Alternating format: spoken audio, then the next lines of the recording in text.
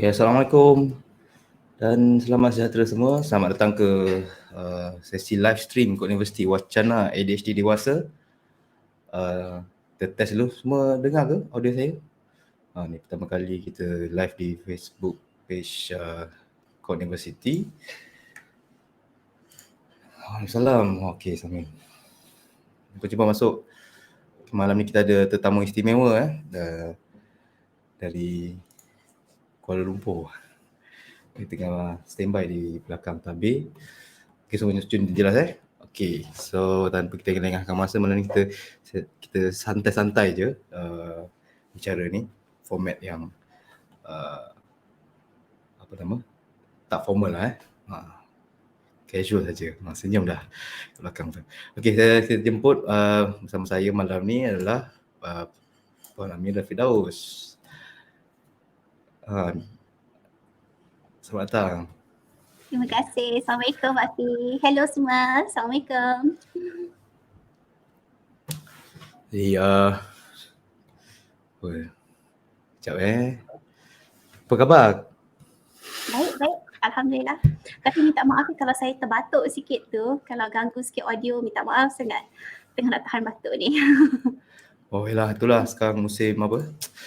Musim-musim panggil cuaca panas hujan ni kan? Itulah. Minum air sikit lah. Tapi bukan COVID lah Bukan, Alhamdulillah bukan. Tapi saya dah standby dah. Saya dah standby air. Saya dah standby juga ubat batuk. Itu dia. Hai Kak Mira. Hai El. Welcome semua. Live malam ni ada berapa? 8 orang.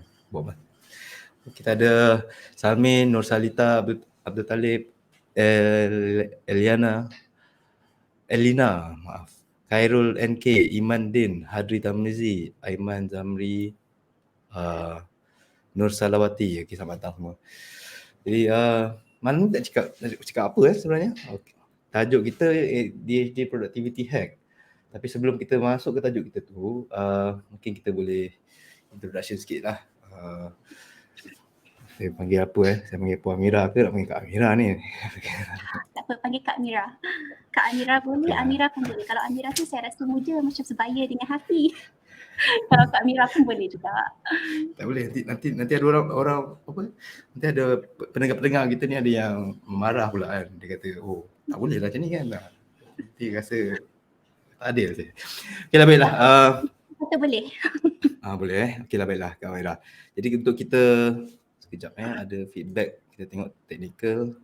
Ada lag ke? Okey ke? Suara dengan video ke macam ada lag ke macam mana? Cuma jelas. Rasanya okey. Okey, tu dia batuk sikit. Sorry. Okey, tak apa. Nice and smooth. Okey, alright. Terima kasih. Okey, Kak Mira. Okey, boleh introduce sikit sedikit sebanyak tentang, kita nak kenal lah. Ramai ni mungkin yang mendengar malam ni yang first time berkenalan dengan Kak Mira. So Kak Mira, dipersilakan. Okey, saya kena perkenalkan diri ya. Okey, jadi nama saya Amira Firdaus, panggil Amira saja. Saya bekerja di Universiti Melaya. Saya seorang pensyarah. Dan sebagai pensyarah ni memang kita sebagai pensyarah ni banyak tanggungjawab. Bukan saja mengajar tapi kita kena buat research, kita ada tugas-tugas pentadbiran, kita kena tulis artikel, kita kena buat community engagement. Jadi memang banyaklah. Jadi untuk sesiapa yang neuroatypical dengan otak ADHD yang selalunya kadang-kadang kita hadapi kesukaran sikit lah kan, dengan masa, dengan nak menguruskan macam-macam kerja sekaligus tu, jadi satu cabaran jugalah. Saya nak kenalkan diri tentang ADHD ke? Itulah dia. Okey, jadi saya dapat tahu tentang ADHD sekitar tahun 2017-2018, jadi kira 4 tahun, lebih kurang 4 tahun jugalah. Waktu tu ada seorang doktor yang cadangkan pada saya untuk baca tentang ADHD. sebab saya ada tanyakan tentang seorang kanak-kanak lah pada dia. Jadi bila sebenarnya kanak-kanak yang saya ceritakan dengan doktor ni, saya tak pernah terfikir pun dia ada ADHD sebab dia student yang pandai, lepas tu dia bukan hyperaktif, dia tak melompat sana sini. Jadi saya rasa macam masa waktu tu kan yang saya faham ADHD tu budak lelaki umur 8 tahun yang lompat sana lompat sini, tak boleh duduk diam. Jadi saya kata takkan budak ni ADHD kot. Tapi dia kata apa, cuba baca je dulu. Jadi saya pun buatlah research, tengok kat website, baca sana sini. Jadi bila saya baca tentang ADHD tu, saya tengok banyak simptom-simptom ADHD tu, saya rasa macam sebenarnya saya yang alami. Jadi lama-kelamaan saya sedar, sebenarnya Alhamdulillah rahmat Allah bagi saya dengan tak sengajanya dapat tahu yang saya mungkin ada ADHD dan saya rasa bersyukur sangat, saya rasa happy sangat waktu tu sebab waktu tu saya dapat tahu yang sebab itulah agaknya sepanjang kehidupan saya ni benda yang saya rasa sepatutnya mudah, kenapa sukar untuk saya? Benda yang macam orang lain rasa macam simple aja dia orang buat, kenapa bila saya buat saya banyak step nak kena buat. Lepas tu ada juga benda-benda yang baik kan, benda-benda macam saya boleh dapat macam-macam idea. Orang tak ada idea tapi idea tu datang dekat saya. Baru saya tahu sebenarnya bukanlah saya pandai sangat tapi sebab otak ADHD tu memang kreatif. Jadi dari situlah saya mula mengenali ADHD saya dan saya sangat bersyukur yang saya lebih mengenali diri. Jadi dia lebih memudahkan saya untuk tangani sebab ADHD ni bagi saya dia ada rahmat dia. Pada waktu yang sama ada juga cabaran-cabaran dia. Jadi bila kita dapat tahu yang kita ada ADHD, kita boleh kenali apa cabaran kita dan kenapa kita menghadapi cabaran-cabaran macam tu dan apa yang kita boleh lakukan untuk cuba atasi cabaran tu. Jadi dari situ saya rasa memang satu rahmat sangat dan saya memang bersyukurlah. Jadi setakat tu je lah kot pengenalan saya. Cukup ke Hafi? Okey, cukup. Boleh. Nanti kalau penonton ada soalan-soalan boleh letak kat komen kan sambil-sambil. Jadi tadi kenal ADHD tahun bila tadi? 2017, hujung 2017, awal 2018 macam tu. Sebab dia bukan, saya tak terus dapat diagnosis sebab saya bukan jumpa doktor tu untuk diagnosis diri saya. Jadi dalam waktu pembacaan saya tu, saya discover. Jadi dalam beberapa bulan jugalah. Tapi alhamdulillah saya dah dapat diagnosis yang official dari doktor. Jadi saya pun sebab kita pun tak boleh nak self-diagnose kan, mungkin kita rasa ADHD tapi mungkin ada comorbidity ataupun masalah lain. Jadi seeloknya jangan kita label, jangan kita diagnose diri sendiri tapi kita dapatkan pandangan diagnosis dari pakar dan pakar tu sebolehnya pakar yang memang mengenali ADHD sebab tak semua pakar perubatan yang specialize dalam ADHD. Jadi kita kena cari juga pakar yang betul-betul specialize dalam ADHD ataupun dia memang mengenali tentang ADHD. Okey, jadi jumpa 2018 Okey, ini soalan bukanlah cepumas tapi soalan yang common lah kan. Macam sebagai seorang individu ADHD kan, bila dapat diagnosis tu macam Kak Mira rasa happy kan, rasa macam sebab menjawab certain question kan dalam hidup. Jadi macam sebagai seorang yang ada ADHD ni, apa cabaran yang paling impact pada diri masa membesar, masa belajar, masa bekerja ke? Kalau boleh kongsikan sedikit lah supaya mungkin penonton kita boleh faham sikit lah, kalau yang siapa yang mungkin tak pernah tahu apa itu ADHD kan, macam mana dia how it impact your life before and maybe now lah kan, before kita masuk ke topik malam ni. Okay, how it impacts my life is that bila kita dah tahu tentang apa itu ADHD, kita dah mula baca, kita belajar, kita educate diri sendiri tentang ADHD tu, dan saya fikir balik, saya reflect balik waktu saya di sekolah dulu, waktu membesar, saya memang macam nak cerita ada waktunya saya memang score sangat. Ada waktunya saya tak skor. Jadi perkara ni sebenarnya dia berkait rapat sangat dengan ADHD.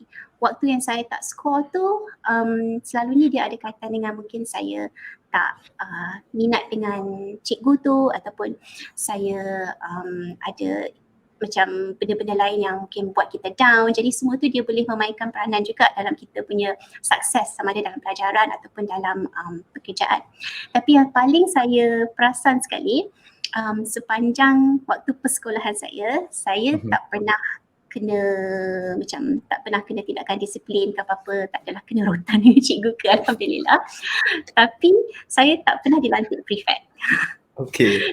Saya rasa, saya pasti sebabnya waktu saya tengah membesar tu saya tak pernah dilantik prefect, walaupun mungkin boleh dilantik kalau ikutkan kriteria-kriteria lain, tapi saya rasa sebab masa saya sekolah dulu saya selalu lambat.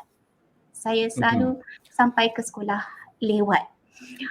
Jadi memang walaupun tak ada masalah lain, jadi tak ada orang pun nak marah, tapi memang masa saya membesar tu nak menepati masa tu memang sangat-sangat susah untuk saya.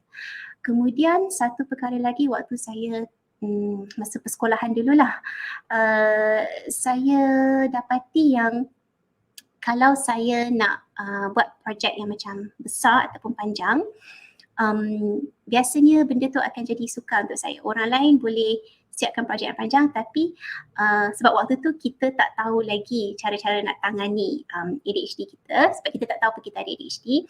Jadi banyak perkara yang saya impikan yang saya nak lakukan, tapi saya, walaupun saya nak sangat-sangat, desire tu memang nak sangat, tapi dia tak kesampaian, dia tak dapat diimplementasikan. Jadi macam saya dulu masa kecil-kecil dulu kuna-kuna ingat nak jadi novelis lah, nak tulis buku lah.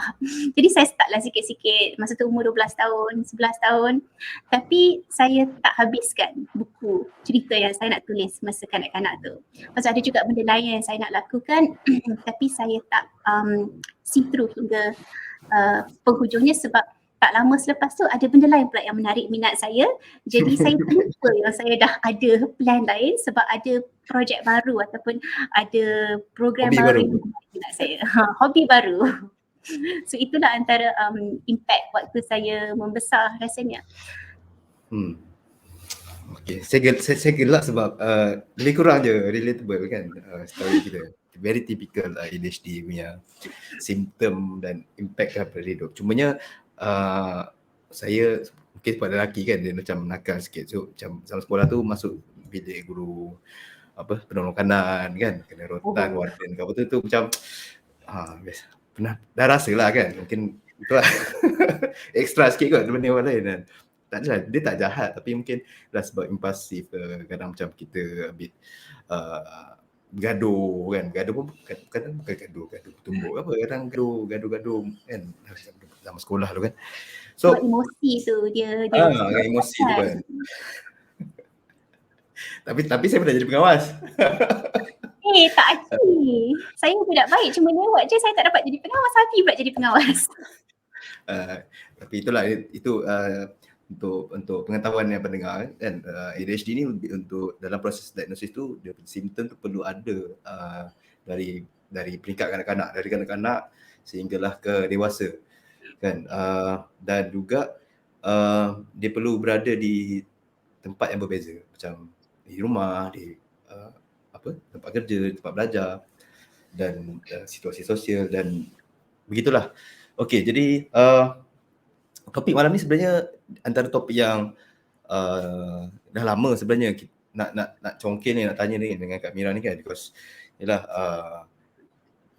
dengan macam mana boleh mengurus produktiviti tu sampai buat jadi pensyarah kan. Boleh orang kata ADHD ni macam mana nak buat kerja asyik susah nak atur masa lah apalah kan. Mungkin boleh kongsi sedikit lah apa rahsia ataupun tips yang boleh dimanfaatkan bersama rakan-rakan dan juga penonton yang lain.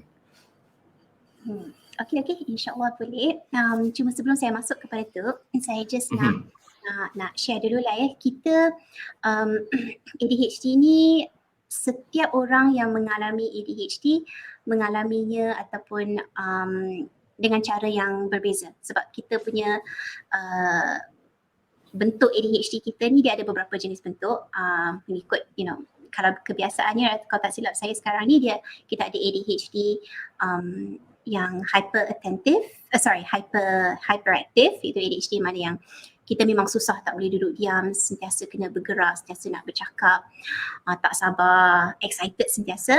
Ada juga ADHD yang jenis predominantly inattentive, di mana kita ni yang kita mungkin orang anggap susah nak fokus ke ataupun tapi kita senyap, jadi orang tak nampak kita punya ADHD tu. Ada juga ADHD jenis combination di mana dia hyperactive dan juga dia inattentive. Jadi dari situ aja kita dah ada, itu baru 3 bentuk ADHD yang berlainan. So, selain daripada itu kita ada juga faktor-faktor lain seperti faktor pribadi, personality pun memainkan peranan yang penting juga, faktor persekitaran kita, faktor pendidikan, faktor keluarga yang mungkin akan ada yang mungkin menyebabkan ADHD itu menjadi lebih bercabar. Ada juga faktor-faktor ataupun environment yang boleh membantu ADHD itu, dia macam bagi support supaya orang yang mengalami ADHD itu dia dapat fokus kepada dia punya kekuatan, dan kelemahan dia tu tidak menyebabkan kekucaran ataupun kesukaran sebab dia ada support. Jadi bila saya kongsikan hacks saya, sebab malam ni kita nak cerita tentang productivity hacks. Okay, so saya nak kongsikan hacks tu, disclaimernya ini hacks yang works for you.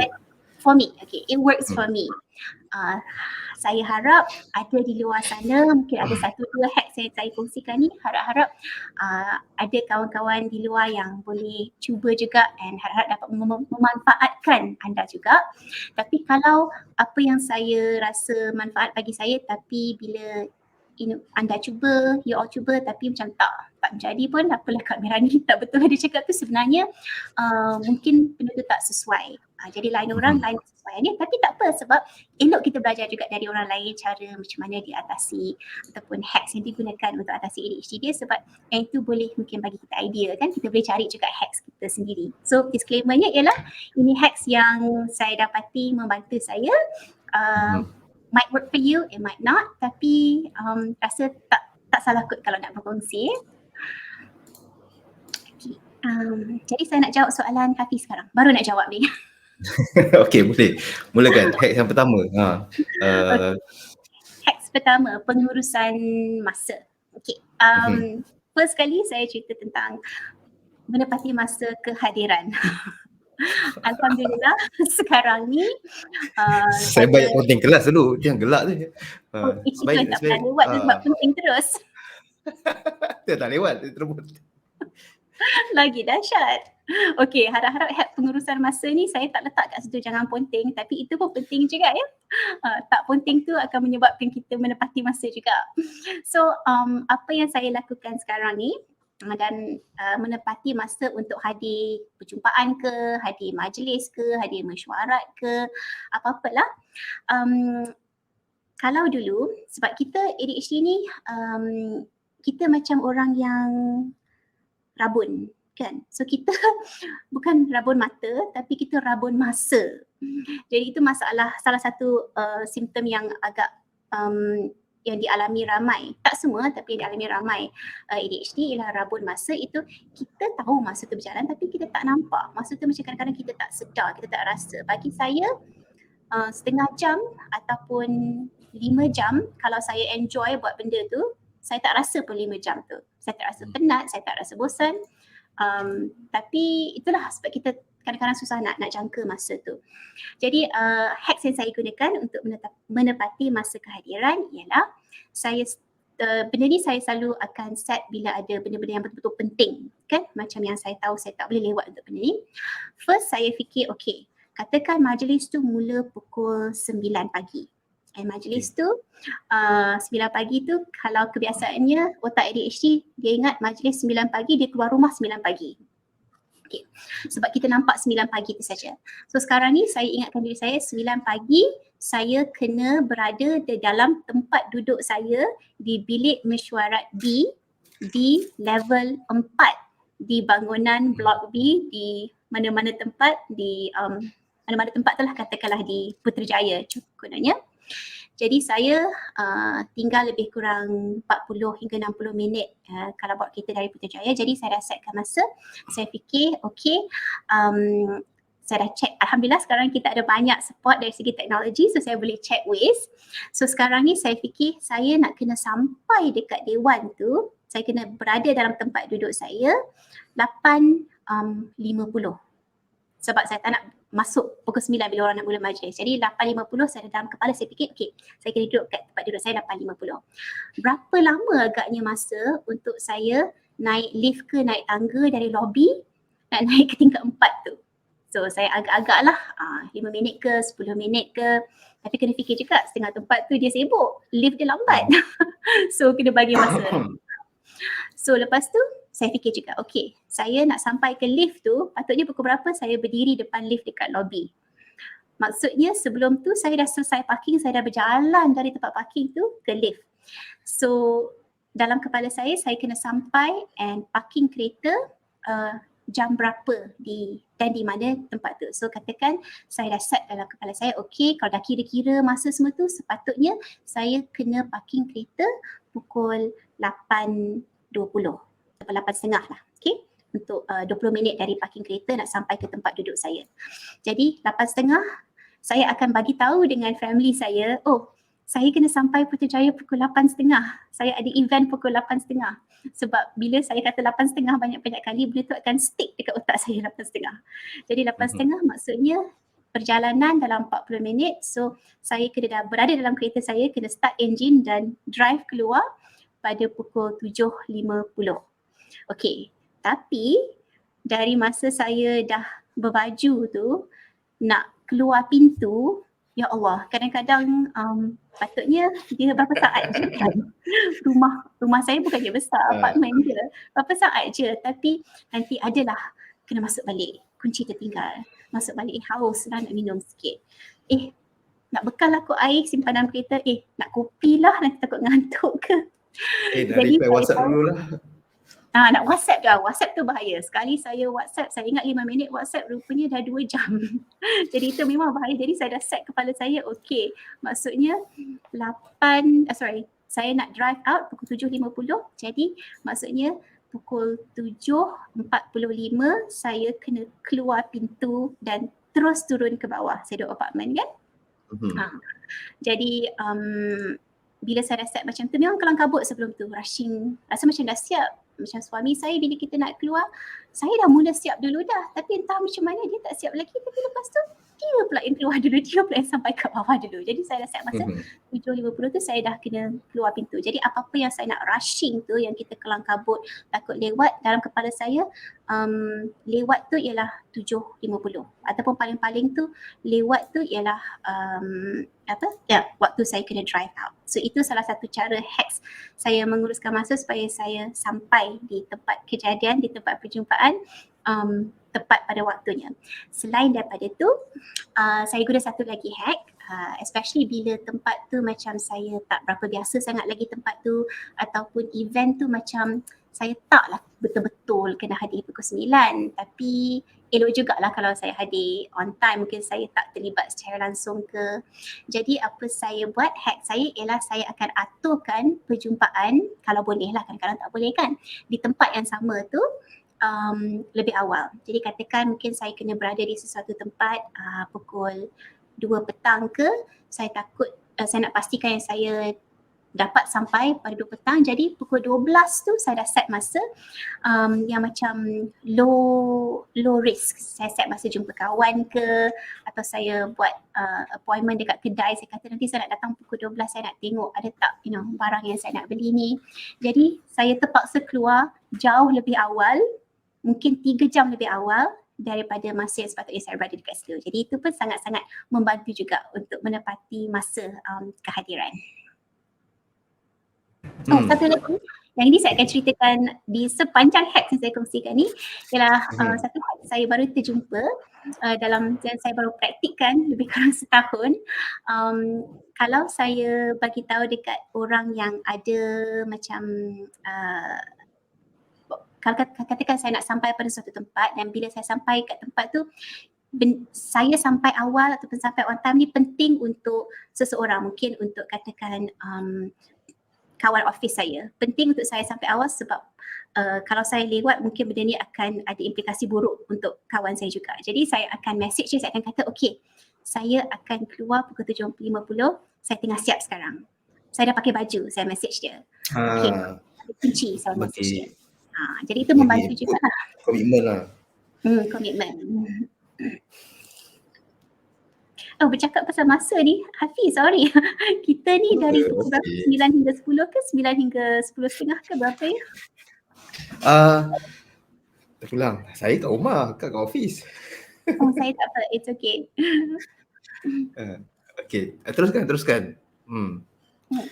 Okay, apa lagi nak cerita ya? Okay, bolehlah kot share hack yang satu lagi.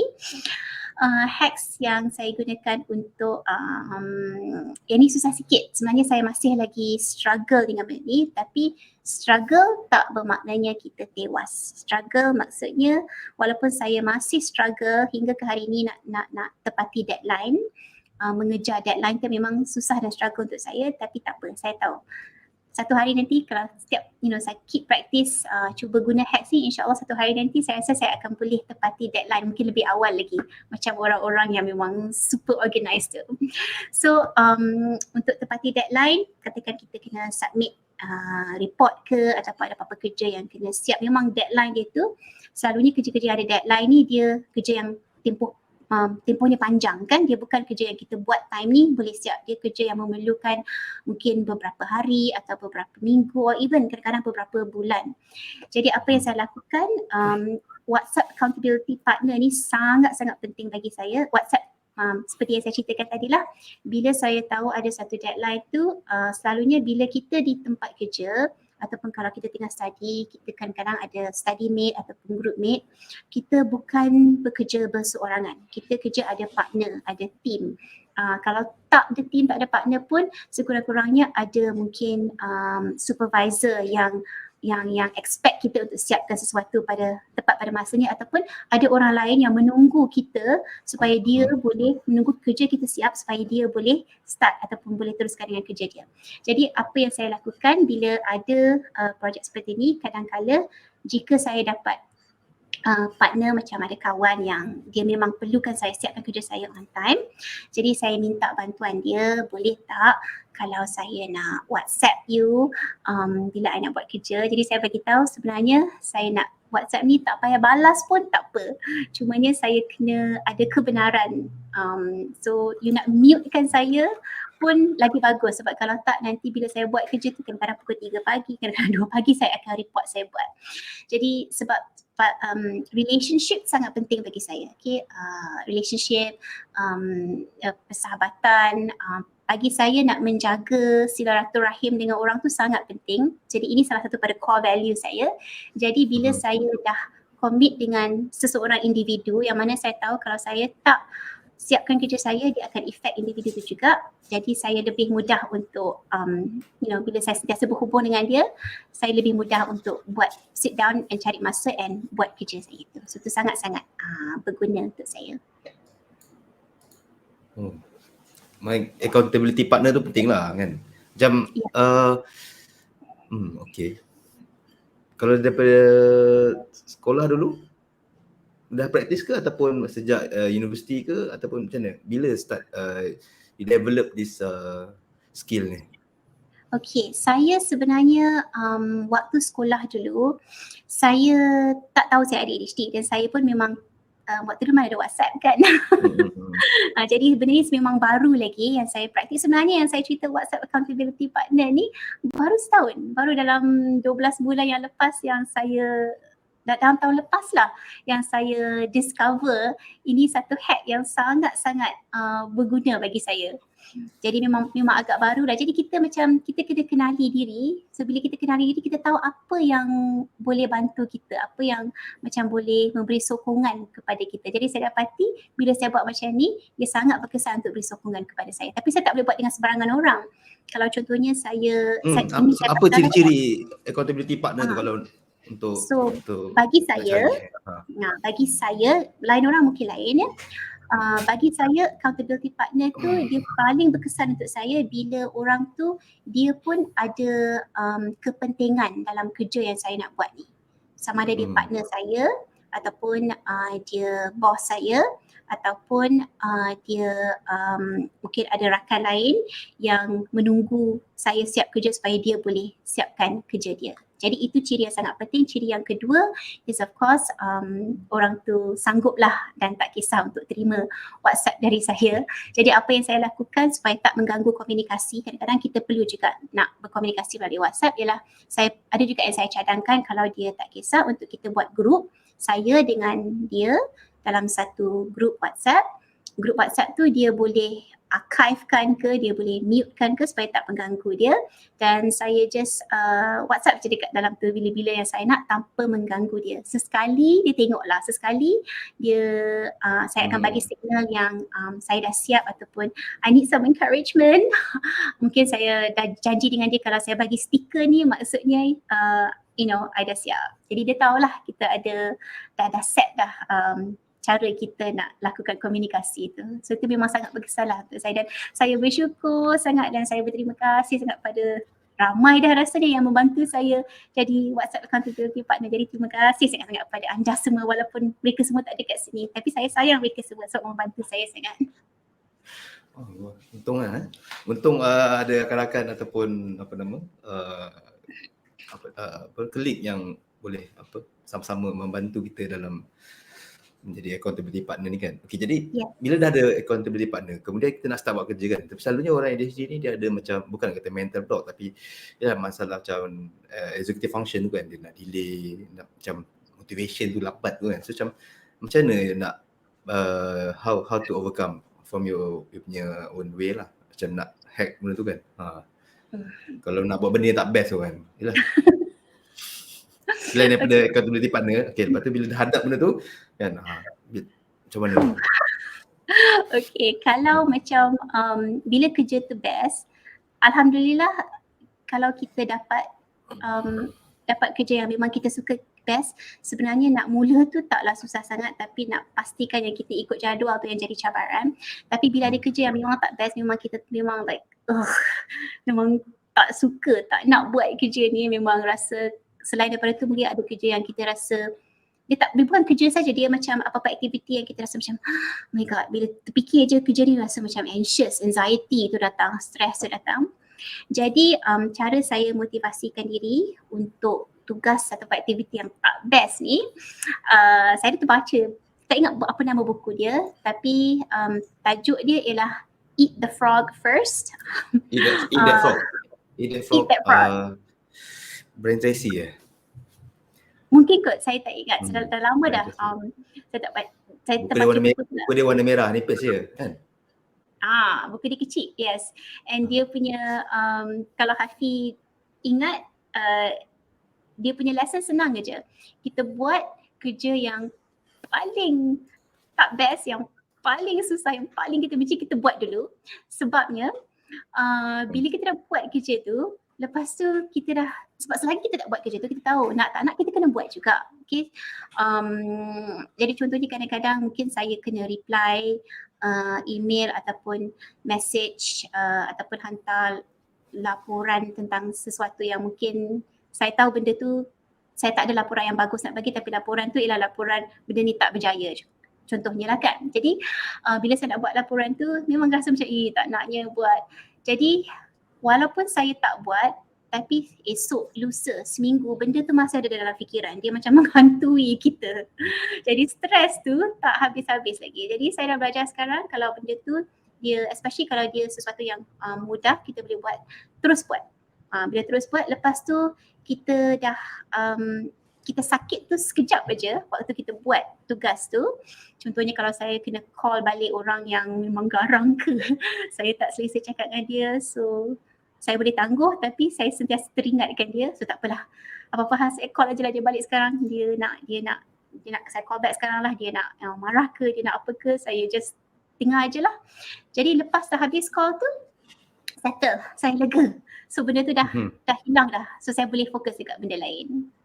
So itu salah satu caranya.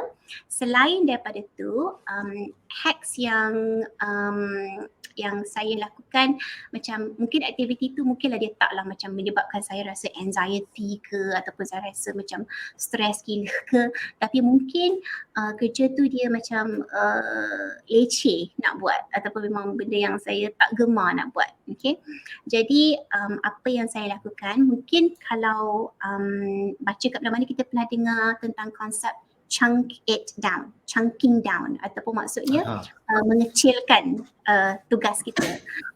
Jadi Ni bila rasa overwhelmed lah kan, bila rasa macam banyaknya benda nak buat, macam besarnya kan.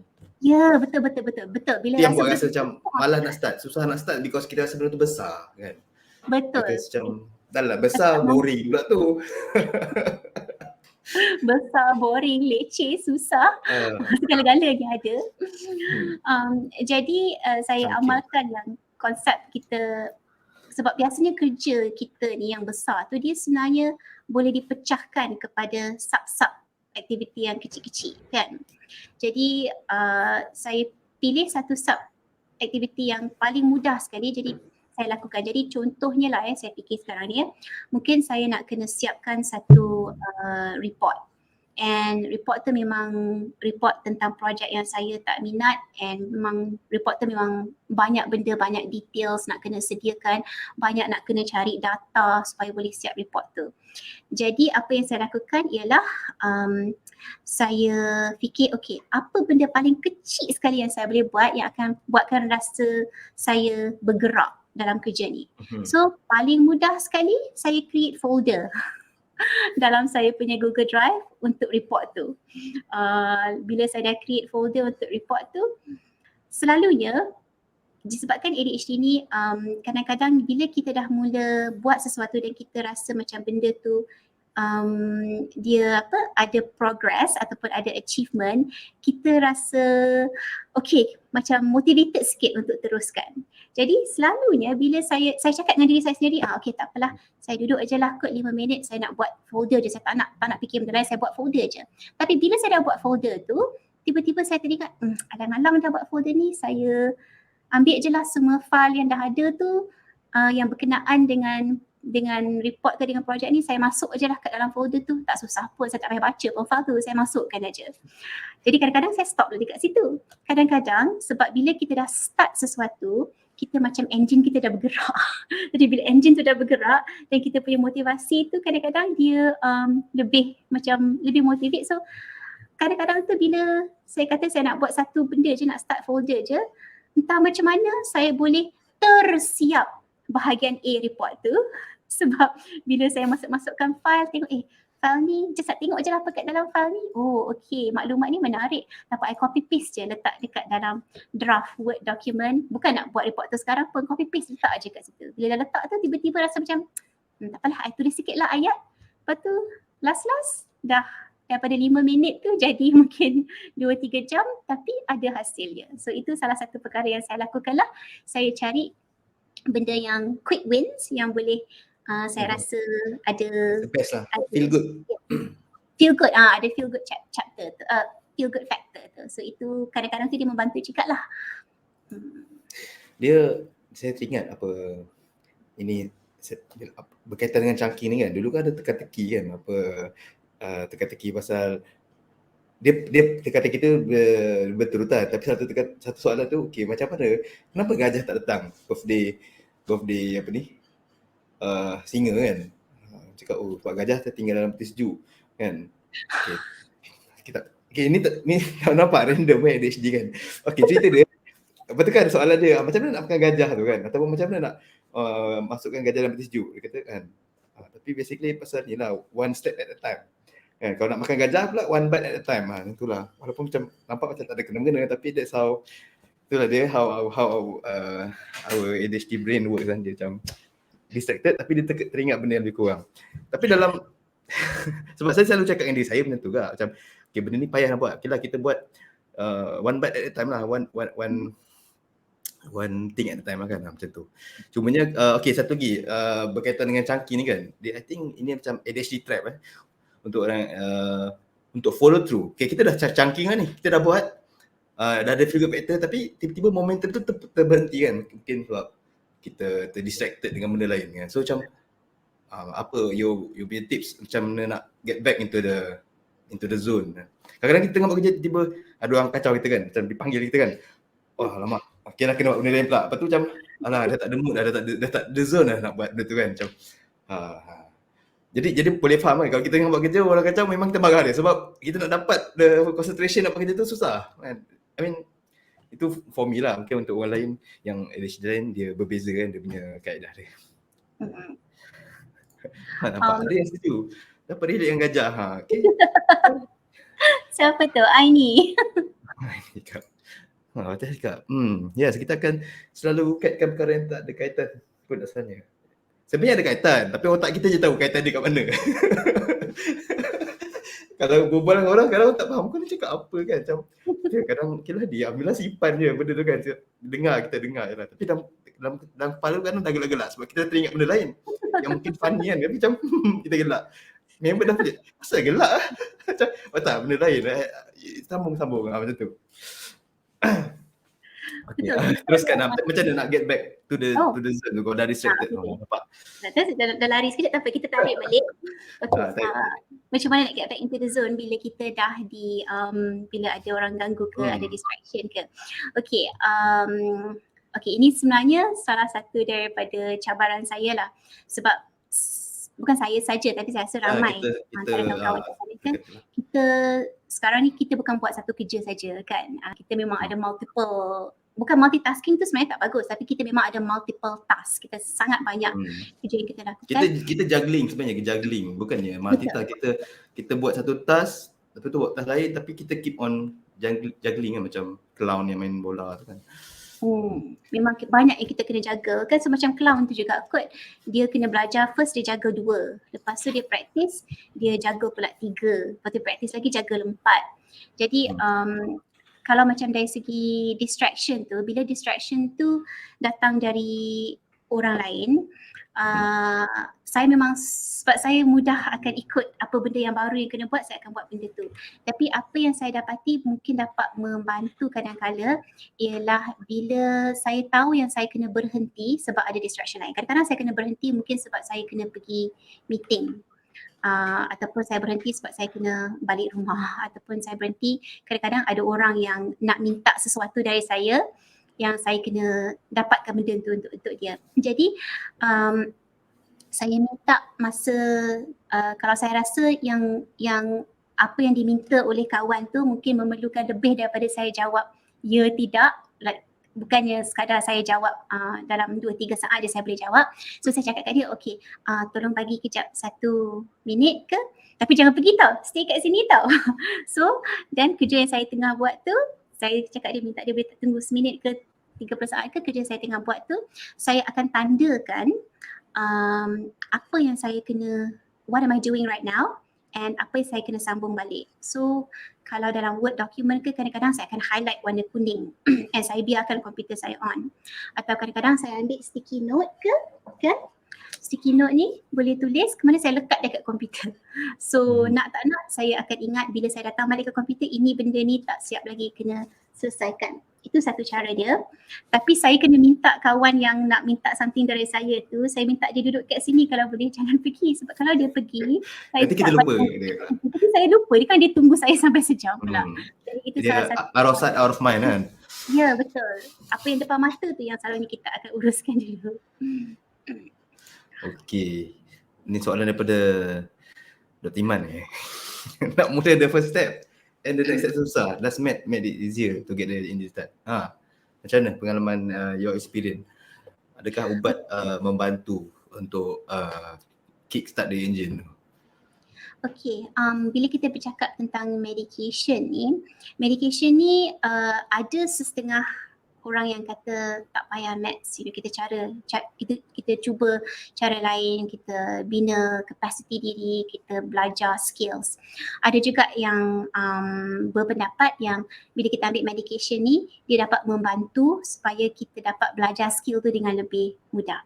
So bila saya bukan ahli perubatan, So saya tak boleh nak jawab kata meds make it easier or make it more difficult. That I cannot answer and say that yes, medication makes it easier to get the engine started. Tapi dari pengalaman saya dan juga dari pengalaman kawan-kawan, seeloknya kita jumpa dengan pakar dan kita bincang dengan pakar sama ada kita perlukan ubat.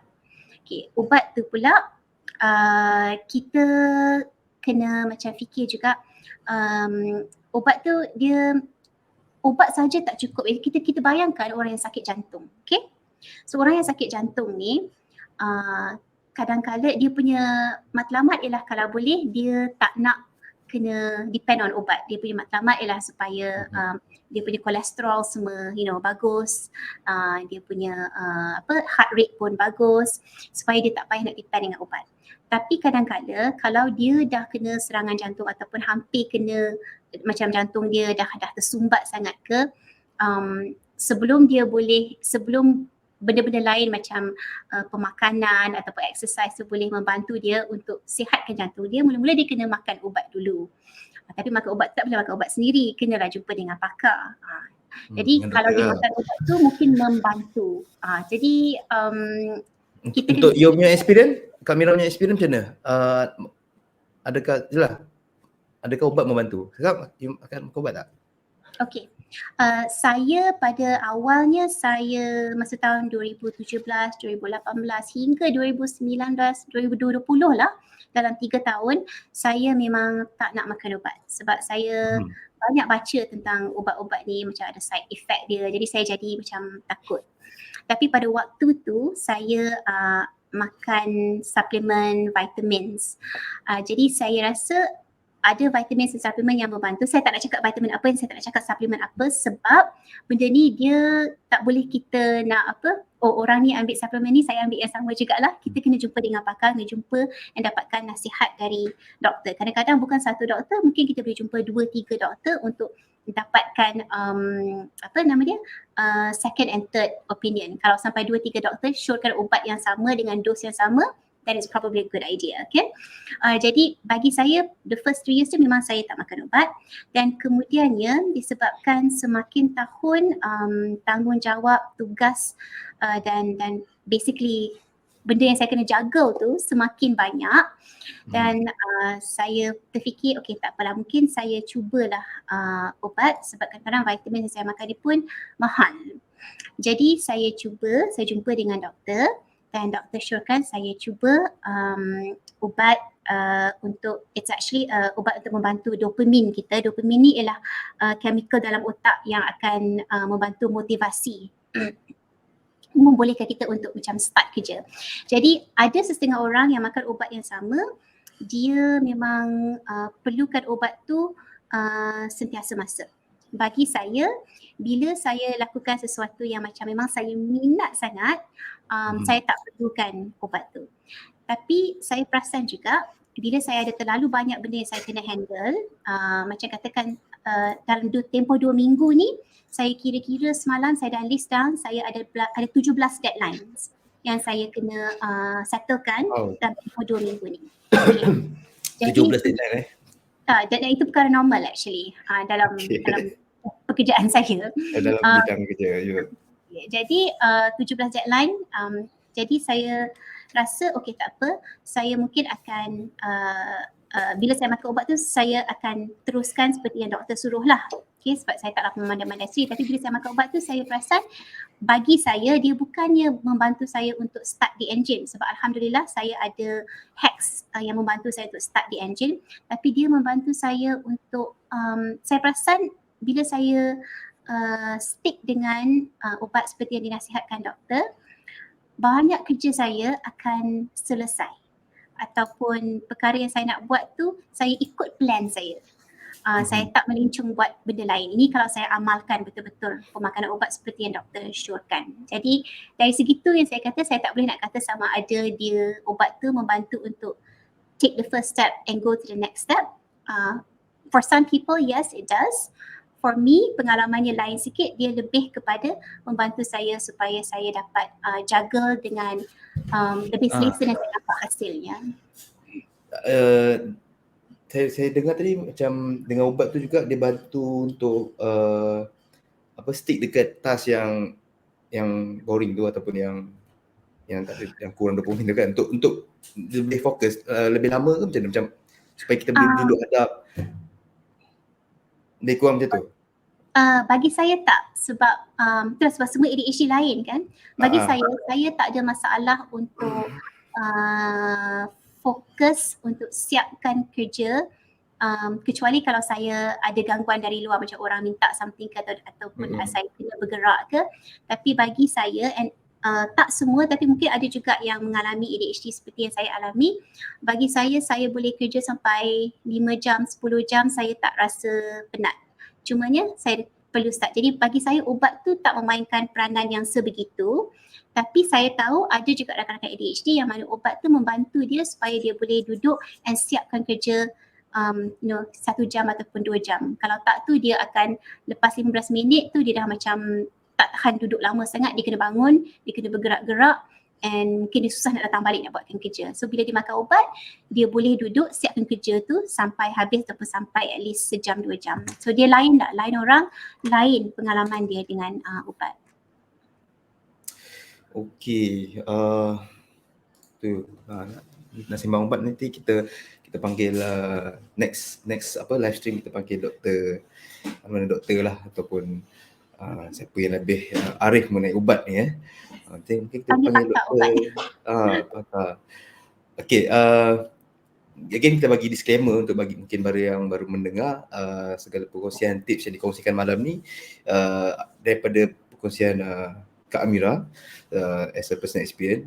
Setiap ADHD tu dia akan mengalami simptom yang berbeza-beza across the spectrum, dan juga method tu pun dia ada yang work for you, might not work for me, and macam what works for me might be ridiculous for you. Dia macam tu. Saya selalu cakap macam tu kan. So macam cuma bila kita kongsi ni ialah bantu kita dapat idea benda-benda kita boleh try and mungkin boleh work for us kan.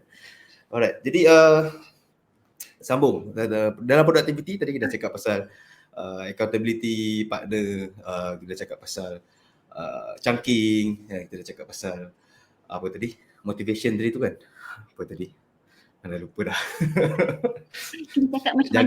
juggling task and managing distraction. Okay, satu lagi bila kadang-kadang bila dah buat kerja tu kan, kita dah into the zone ataupun kita panggil hyperactivity tu dah datang kan. Kita dah time blindness, kita dah tak ingat dah buat kerja 4 jam 5 jam, kadang mungkin tak tidur, mungkin dah 3 hari dah buat kerja tu tak tidur, lupa, tak perasan. Makan pun tak makan, tak ingat. Which is boleh terjadi untuk orang yang ada ADHD ni. Tapi tak ada sampai 3 hari tu, macam a bit extreme kot. Lapar pun 3 hari je. Okay. Jadi ini juga kita boleh sentuh sikit tentang ADHD track kan, perangkap untuk ADHD. Bila dah dia tu in the zone, dah terlalu hyperfocus, hyperfixated tentang satu task, productivity tu boleh jadi macam a bit toxic, macam unhealthy kan. Macam boleh buat diri dia burn out, macam ataupun terlalu push diri untuk macam maybe compete dengan neurotypicals ke, ataupun nak macam yalah, you go beyond your limit, which is dah tak healthy kan. So macam apa yang can you share a little bit macam mana you hack that part of the productivity? Okay, hyperfocus tu memang satu cabaran bagi saya. Saya sangat mudah hyperfocus.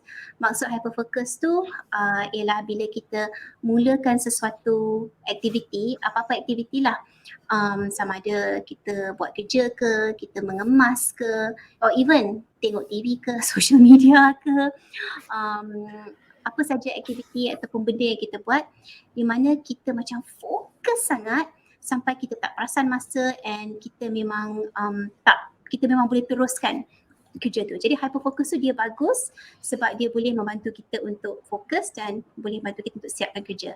Tapi ada juga the dark side of hyperfocus, ialah dia boleh menyebabkan kita tinggalkan tanggungjawab yang lain sebab kita dah tak perasan masa, kita terlalu fokus dekat kerja yang kita tengah buat tu.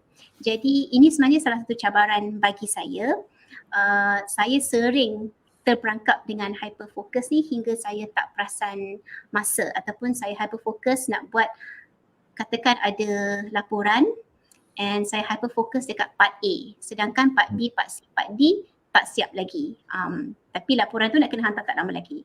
So bagi saya yang hyper fokus ni, bagi saya lah, dia membantu bila saya ada accountability partner yang WhatsApp ni.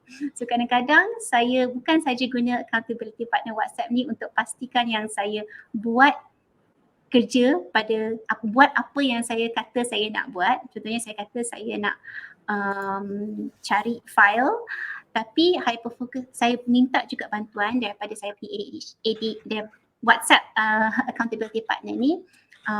Okay, nanti saya nak buat report ni tapi ataupun saya nak tulis paper ni tapi saya tak ada banyak masa sebab lepas ni saya nak kena marking exam paper student pula, ataupun lepas ni saya nak kena prepare untuk meeting besok.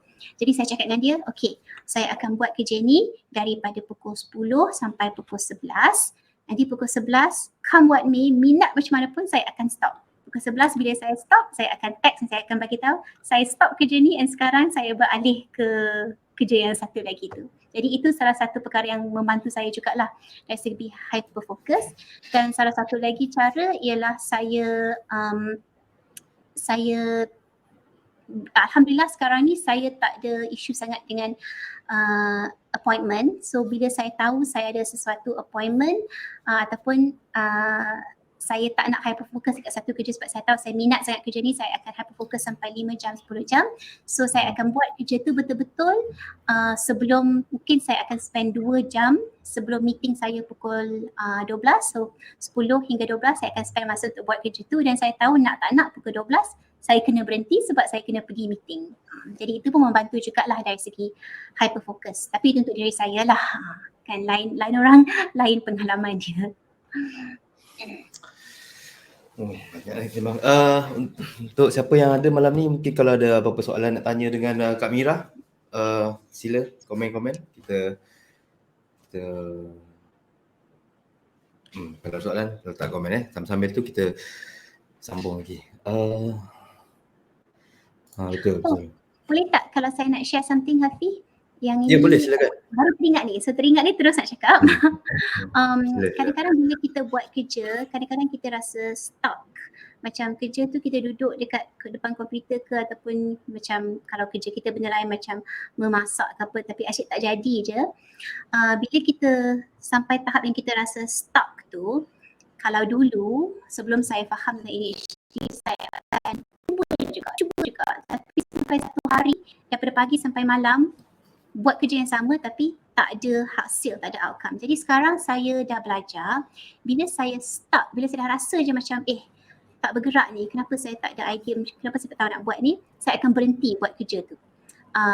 Dan saya biasanya saya akan lakukan sesuatu yang berkait dengan kerja tu yang boleh macam beri saya inspirasi. Jadi kalau saya nak tulis paper contohnya, tapi separuh jalan saya dah macam dah 1 jam tapi cuma 3 line aja, tak bergerak-gerak lagi saya type. Jadi saya tahu saya dah stuck, saya berhenti, saya cari paper lain sebab saya suka baca research paper. Jadi saya baca research paper yang berkenaan. Jadi bila saya baca research paper yang ada kaitan tu, tiba-tiba dia macam bantu otak saya untuk dapat idea baru. Ataupun saya akan tonton webinar yang ada kaitan dengan kerja tu. So saya akan teruskan kerja tu tapi bukan terus secara direct. Cumanya saya cari inspirasi dan cari contoh, saya tengok macam mana orang lain dapat idea yang sama ataupun buat kerja yang sama. Dan lepas saya dah buat tu dan kadang-kadang dia membantu unstuckkan kita punya kepala ni dan saya boleh teruskan. Benda tu pun agak membantu jugalah bagi saya. Unstuck dengan distract buat benda lain dulu, baru datang balik macam tu. Dapatkan ilham yang baru. Benda lain yang tak berkaitan, dia benda lain yang macam ada kaitan. Macam bukan topik lain, kita baca tentang topik yang sama. Jangan dah stuck tu pergi tengok Netflix, yang tu bahaya. Bila dah stuck tu, pergilah tengok YouTube video tentang topik tu ke. Bila dah tengok Netflix tu kan, sedar-sedar dah 3 season dah. Bahaya tu. Sedar-sedar tak tahu dah sampai season 3. Aduh. Cakap nak tengok 1 episod je lah, nak rehat kejap tengok 1 episod. Dah 3 season dah. Satu lagi. Okey, banyak iklan. Betul. Memang banyak iklan kan. So, yalah managing apa nama tu? Uh, distraction tu kan pun part of thing jugalah ADHD. Good advice. Okey, dah jam dah pukul 10 ni. Ada lagi apa nak share ni? Productivity hack yang rasa belum terkeluar lagi malam ni. Okay, belum terkeluar lagi. Okay. Saya tengok jap. Saya tengok WhatsApp jap. Sebelum ni saya berwhatsapp dengan Hafiz. Saya tak ada masa nak buat presentation. Sebab tu kita buat podcast berbincang-bincang macam ni. Lepas tu tiba-tiba tadi negative self-talk. Okay, negative self-talk ni dia effect kan dalam productivity kita. Dia berganggu kita, buat kita rasa down ke, buat rasa macam kadang negative self-talk ni dia kadang boleh jadi dalam bentuk intrusive talk. Macam mempersoalkan kan, kenapa buat benda ni macam ya ke, betul ke kan, macam ataupun sometimes dia dah melalut sampai jadi existent crisis pun boleh. Kalau buat kerja yang besar, yang panjang kan. So macam how you manage the negative self-talk together dengan negative unhealthy emotions lah yang mengganggu productivity. Okay, negative self-talk ni saya sebenarnya hingga tahun 2016 hingga tahun 2017 saya macam selalu marah diri saya sendiri. Saya selalu macam tak puas hati dengan diri kita. Saya selalu fikir lah, kenapa lah macam ni, orang lain buat senang je, kenapa tak boleh buat juga. Ataupun saya akan cakap benda-benda yang macam tak baik pada diri saya, like kenapa lembab sangat. Saya cakap kepada diri saya sendiri. Jadi negative self-talk ni sebenarnya dia sangat-sangat membahayakan. Sebab satu, dia boleh menyebabkan kita bayangkanlah kalau kita cakap benda yang kasar dengan orang tu akan rasa sedih, dia akan rasa down. Jadi bila kita cakap benda kasar pada diri kita, kita sendiri pun akan rasa sedih dan down. Dan bila kita sedih dengan down, kita ada mood tak nak buat kerja. Biasanya tak kan. So perangkap ADHD ni, sebab emosi ni sebenarnya dalam kalangan ADHD kita mengalami sesuatu emosi tu lebih intensif. Perasaan tu, rasa emosi tu, level dia lebih daripada neurotypicals. Jadi bila kita amalkan negative self-talk, kita cakap benda-benda tak baik pada diri kita, dia sebenarnya memang sangat mengganggu productivity. Dan saya mula untuk tidak melakukan negative self-talk. Sebenarnya banyak cabaran. Saya pun banyak benda yang saya wish saya boleh capai, saya wish saya boleh lakukan dengan lebih baik. Banyak je benda yang tak teratur lagi. Kalau dulu saya akan marah dengan diri saya, tapi sekarang ni saya just kata it's okay. Saya lakukan apa yang saya termampu, apa yang saya terdaya dengan kekangan yang ada, dengan support yang ada. Jadi instead of negative self-talk, kita kena praktikkan kasihkan diri sendiri, self-compassion, rasa belas kasihan kepada diri sendiri. Jadi rahmahkan diri. Sorry? Rahmahkan diri. Rahmahkan diri, betul. Kan kita kena rahmahkan diri. Jadi saya akan, bila saya rasa macam benda yang bila nak terkeluar je negative self-talk tu, saya buat positive self-talk. Saya kata, tak apa, it's okay Amira, you tried your best, dah boleh ni. Ataupun saya tengok, saya kata, look at this, saya dah buat ni, bagus ni. So, saya bagi motivasi kepada diri sendiri. Jadi saya sentiasa amalkan perkara itu sekarang dan saya rasa dia membantu supaya saya tak jadi down. Dan bila saya tak down, saya boleh jadi produktif. Betul dia part of being productive ni adalah manage kita punya emotion juga emotion yang mengganggu. Okay. Dan being ADHD kita ada isu juga. Ini one of the symptom lah kan, emotional dysregulation. Yang kalau tak manage emotion tu, dia punya emotion tu kalau dah jadi negatif ke apa, dia boleh jadi sangat intense dan sangat berat kan. Dan nak tarik balik tu kadang dia take time, so dia akan affect productivity. Betul, sangat betul. Good advice daripada. Okay, terima kasih semua yang bersama kita malam ni. Kita ada Salmi, kita ada Azurin, kita ada Aiman, Syaiman, kita ada Hadri Tarmizi, ada Yad, Aida Ismail. Soalan daripada Aida Ismail. Nah, ni sambil-sambil. Macam mana nak fokus bila orang tengah cakap? Alamak. So, ini pun efek productivity juga kan. Macam kadang orang bagi arahan atau instruction ataupun maybe kita tengah dengar benda. Macam mana? Okay, saya peliknya, okay tak apa, saya jawab dulu soalan tu. Bila saya bercakap dengan orang, saya lihat bibir dia bergerak. So bila saya lihat mulut dia bergerak, patutnya kita buat eye contact dengan orang kan. Tapi saya perasan yang bila saya actually perhatikan mulut orang bila orang bercakap dengan saya lebih mudah untuk fokus apa yang mereka katakan sebab saya ada dua input. Saya ada input dari segi deria bunyi bila dia bercakap, and saya ada input dari segi deria mata, pandangan sebab saya boleh nampak lips dia. Walaupun saya tak pandai lip reading, tapi dia membantu saya untuk fokus tentang apa yang orang sedang cakapkan dengan saya.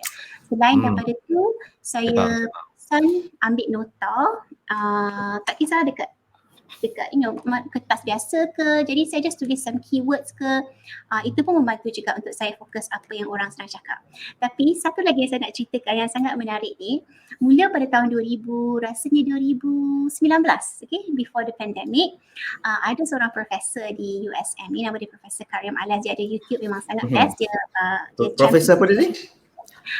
Profesor Karim Alias. Okay. Okay.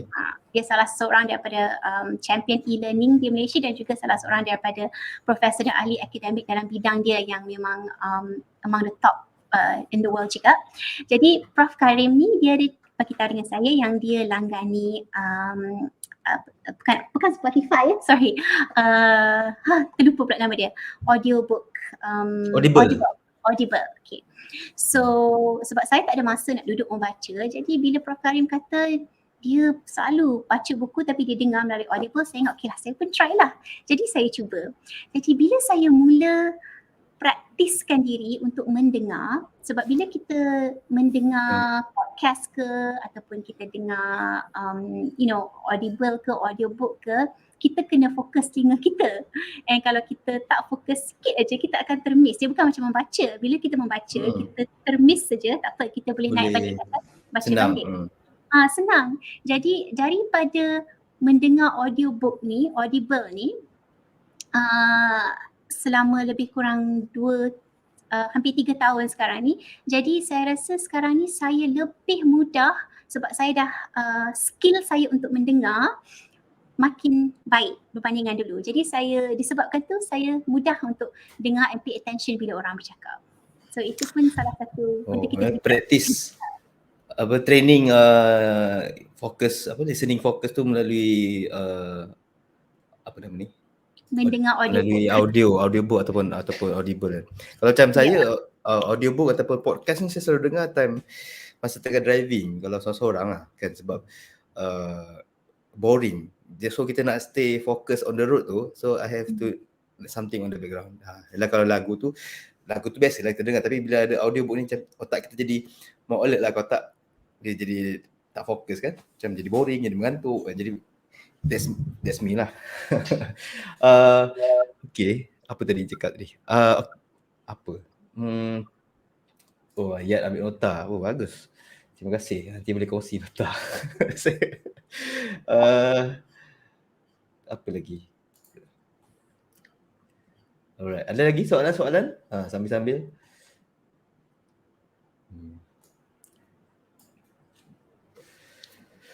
Okay, dah pukul 10.12.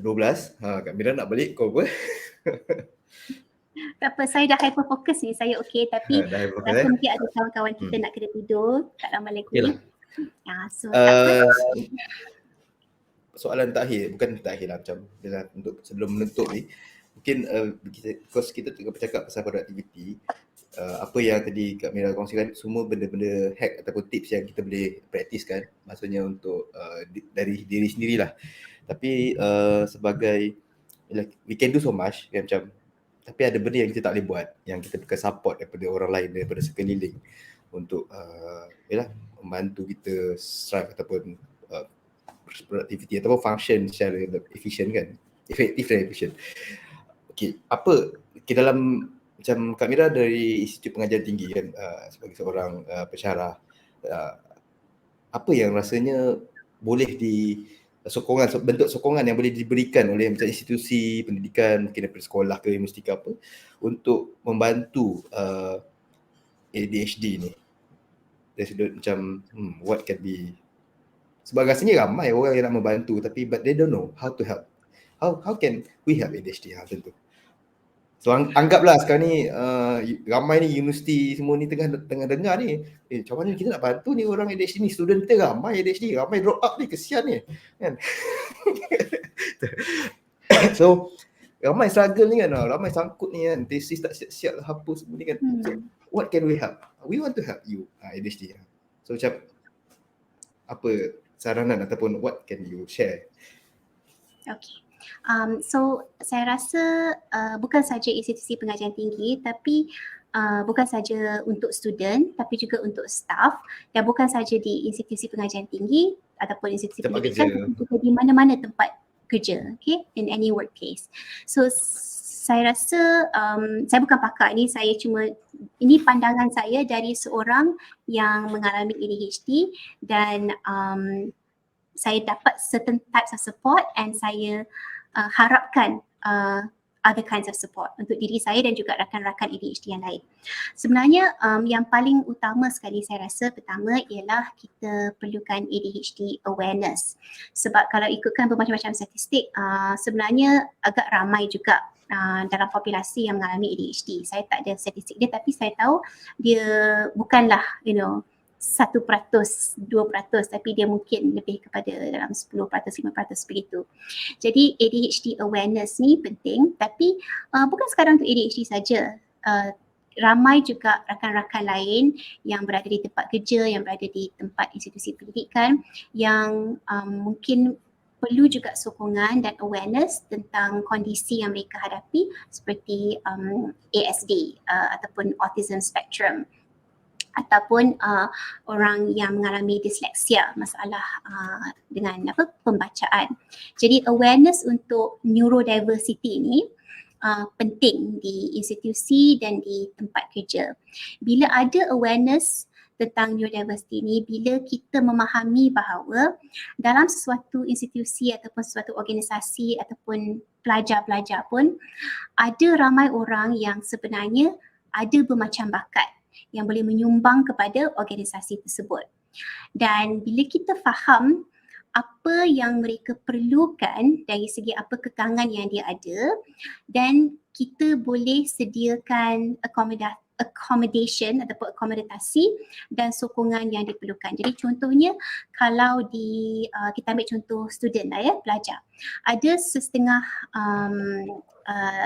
jika kita ada pelajar yang mungkin mengalami autism ke, dia tak berapa bagus dalam presentation ataupun dalam group discussion, mungkin kita boleh allow supaya markah yang kita nak bagi exam ke tu dalam bentuk yang lain, bukan saja melalui presentation, tapi kita yang pentingnya ialah ilmu yang kita nak sampaikan melalui kelas tu student tu dah dapat and dia faham ilmu tu, dia boleh praktikkan, tapi kita benarkan student tu untuk tunjukkan ataupun untuk demonstratekan kepandaian dia, pengetahuan dia dalam cara yang dia lebih selesa. Mungkin pada dia presentation tu susah, tapi mungkin dia boleh hasilkan satu infografik yang sangat bagus. Jadi kita ambil markah dia dari infografik. Jadi itu salah satu daripada cara kita boleh lakukan. Itu contoh bagi pelajar yang mungkin mengalami autism.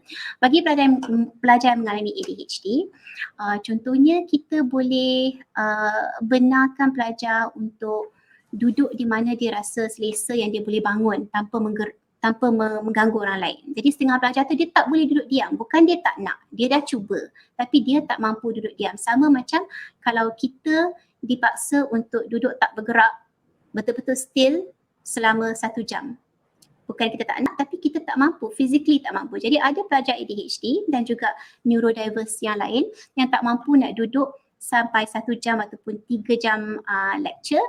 Jadi kita benarkan mereka untuk duduk di belakang ataupun kita benarkan mereka untuk ada lakukan benda lain. Jadi bagi setengah pelajar, bila dia doodling, bila dia macam lukis gambar kartun ke macam ni, sebenarnya perkara tu membantu dia untuk konsentrasi bila dengar lecture. Ataupun ada juga pelajar, dia kena pejam mata. Jadi bila kita sebagai cikgu, kita tengok budak ni tidur ke? Tapi sebenarnya tak, dia bukan tidur. Dia sebenarnya pejam mata sebab dia nak halang distraction lain. Bagi setengah ADHD, bila lampu terlalu terang ataupun bila dia nampak kawan dia dekat sebelah duduk ke, minum ke ataupun duduk macam ni ke, dia jadi distracted. Jadi dia kena pejam mata dia supaya dia boleh dengar apa yang lecturer dia cakap. Jadi yang itulah pentingnya yang saya buat dulu dalam kelas bila saya pejam mata. Tapi orang ingat saya tidur. Okay, sama-sama. Sorry, betul lah. Okay, sebenarnya tak ada apa-apa sangat nak sama pun, cuma itulah yang kita perlu. Yang pertama, awareness. Yang keduanya, kita kena lebih fleksibel dalam, yang penting kadang-kadang ialah output. Okay, proses tu lain orang, lain proses dia, lain cara kerja dia. Jadi kita benarkan flexibility kepada pekerja, kepada pelajar untuk lakukan sesuatu tugasan tu mengikut cara yang paling sesuai untuk dia, dan asalkan output ataupun yang kita perlukan tu terhasil. Atau selain daripada tu, bagi di setengah organisasi juga, ini untuk ADHD lah. Ramai orang yang mengalami ADHD susah untuk follow through, okay, bila ada plan. Jadi bila dia dah start, dia kata nak buat satu benda tapi dia terbuat benda lain, benda yang dia kata dia nak buat tu dia tak buat. Jadi kalau kita adakan flexibility juga supaya sumbangan yang diberi, tak kisahlah sama ada sumbangan tu it was planned ataupun it was an accidental sumbangan sebab dia terhyperfocus and dia hasilkan sumbangan tu, kita boleh terima sumbangan itu sebagai sumbangan yang boleh, contohnya boleh untuk markah assessment tahunan ataupun untuk KPI. Jadi bila kita lakukan demikian, kita membolehkan orang ADHD ni, yang ada ADHD ni, untuk menyumbang dengan kapasiti yang tinggi, dan juga untuk kita boleh benarkan mereka untuk betul-betul gunakan dia punya kreativiti. So orang ADHD ni sangat kreatif, and dari situ kita boleh dapat benda yang kita tak sangka pun yang boleh memanfaatkan organisasi. So 3 perkara tu lah saya rasa sangat penting. Awareness, yang kedua accommodation, yang ketiga flexibility.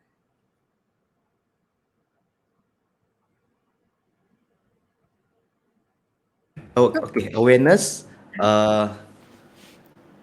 accommodation dan juga flexibility. Yeah. Okay, saya suka part yang flexibility, maksudnya kena lebih versatile lah bila engage atau approaching individu, student ataupun staff yang ada ADHD ni kan, because in a way people with ADHD ni can be an asset to some of the organisation kan, ataupun universiti ke apa, because a lot of things lah kan yang tadi dan dari terangkan tadi kan. Okay, dari segi ini ada satu soalan ni, kalau mungkin daripada Husna Ifah. Ini mungkin support dari segi macam rakan-rakan sekerja ke apa ke, atau kadang kita tahu kawan kita, okay, then how ini pun salah satu bentuk sokongan ataupun penerimaan kan. Tahu how you nak approach this question. Okay, question ni pun sebenarnya saya sebelum buat webinar ni saya fikir-fikir juga. Sebelum ni saya moderate webinar ADHD. Jadi orang tak tahulah saya ada ADHD ke tidak sebab saya moderator je kan. Sekarang ni saya bercerita pula tentang ADHD. Jadi bagi saya dari segi kita tak perlu maklumkan kepada semua orang yang kita ada ADHD ke ataupun kita rasa kita ada ADHD, kerana kita belum lagi di tahap di mana awareness tentang ADHD ni adalah luas. Okay? Jadi tak semua orang faham apa itu ADHD. Ada yang akan fikir ADHD itu ialah stupid, bodoh. Ada juga yang mungkin akan fikir orang yang ADHD itu memang tak boleh harap, irresponsible. Ada juga yang akan fikir orang ADHD itu macam very disruptive, troublemaker, rude. Jadi kita kena bukan nak kata kita kena hide, tapi kita kena lihat juga dengan siapa yang kita berkongsi bahawa kita ada ADHD. Jika kita ada kawan rapat, And kawan tu memang kita trust dia. Saya rasa memang elok kalau kita terangkan dengan kawan kita ataupun dengan family yang kita rasa boleh memahami tentang ADHD. Tapi bersiap sedia dengan sebab kadang-kadang kita nak terangkan, kita tak berapa fasih nak terangkan, jadi kita bersiap sedia dengan video ke benda-benda yang pendek-pendek yang kita boleh share dengan mereka, video tentang apa itu ADHD, tentang Video Kod Universiti ada. Yes, Kod Video, Universiti sangat banyak. Video webinar Dr. Rowena kan. Kita ada artikel-artikel kat adhdmalaysia.com, boleh kongsikan. Ya, memang itu pun sebenarnya yang diharapkan Kod Universiti kan, untuk kita luaskan, sebarkan maklumat tentang ADHD ni.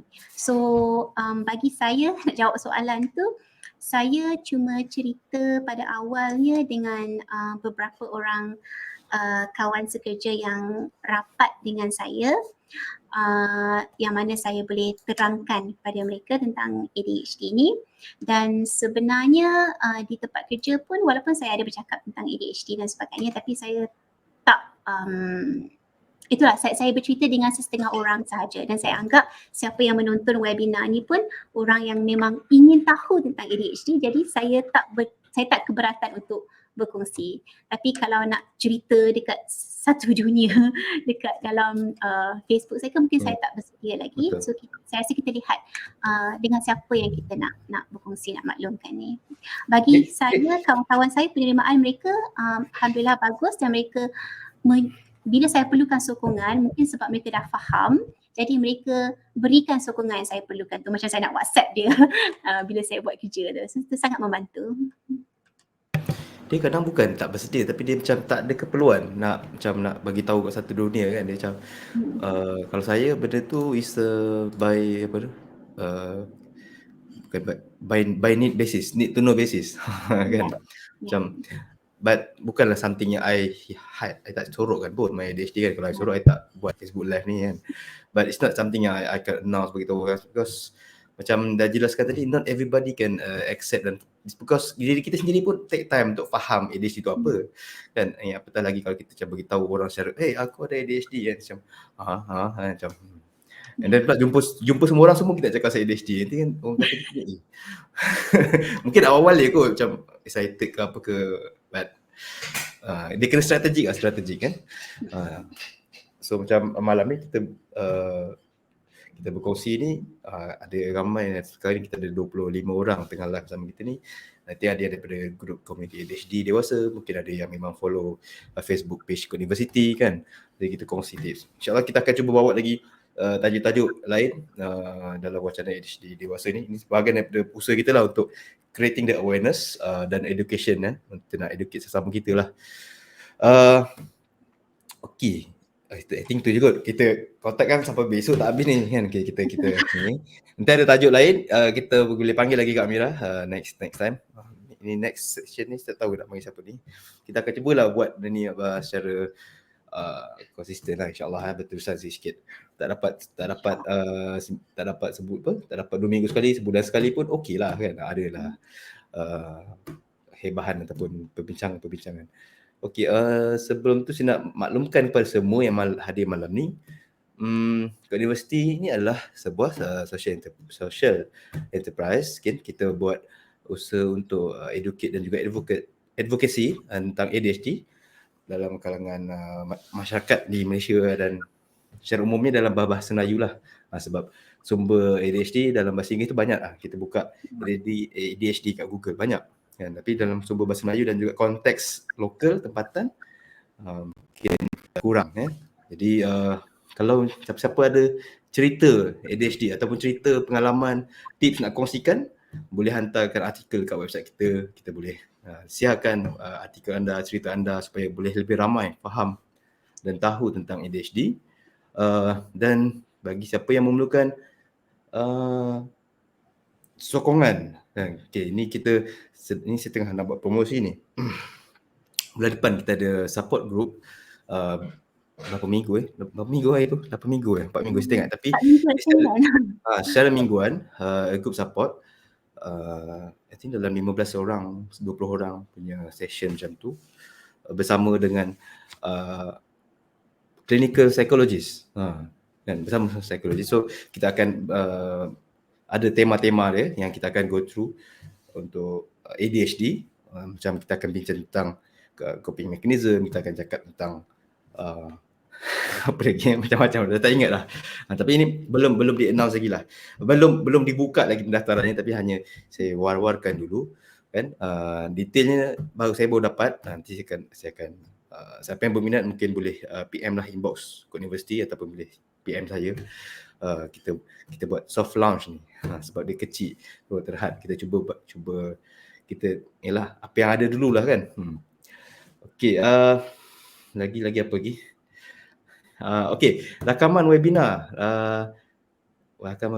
Webinar hari tu kita ada buat webinar ADHD dewasa selepas diagnosis. Ada 4 tajuk, boleh diakses untuk siapa yang terlepas sesi live. Okey, kita ada jual rakaman dia. Okey. Jadi ini kita akan gunakan untuk ni lah finance kita punya journey dalam meneruskan usaha-usaha education dan juga advocacy ADHD. Undiagnosed collagen, nanti PM dulu. Nanti saya tengok sebab dia ada syarat-syarat dia tu. Kan, syarat dia saya pun tak baca detail lagi. Tapi yang saya teringat highlight tu, syarat dia kena sober. Maknanya jangan yang self diagnosed, self medicated kan. Itu one of the syarat lah untuk join the support group tu. Banyak tu yang saya teringat sober je kan. Okey. Tak apa. Tak sebab apa nama dia, macam benda tu apa nama menonjol berbanding yang lain-lain kan. Okey. Anda nak kita apa? Itu saja. Terima kasih semua. Terima kasih Kak Amira kerana berkongsi pada malam ni dengan berapa orang? 25 orang yang pada malam ni, dan juga mungkin mereka yang akan menonton rakaman ni selepas ni. So jumpa anda lagi insya-Allah dalam sesi yang akan datang. Nak tajuk apa, boleh komen. Komen tajuk apa, cadangan tajuk apa, dan mungkin kalau ada cadangan panel ke yang kita nak jemput tetamu akan datang ke apa, boleh letak kat bawah. Okey, itu saja, sekian daripada saya. Terima kasih. Assalamualaikum. Waalaikumsalam. Terima kasih.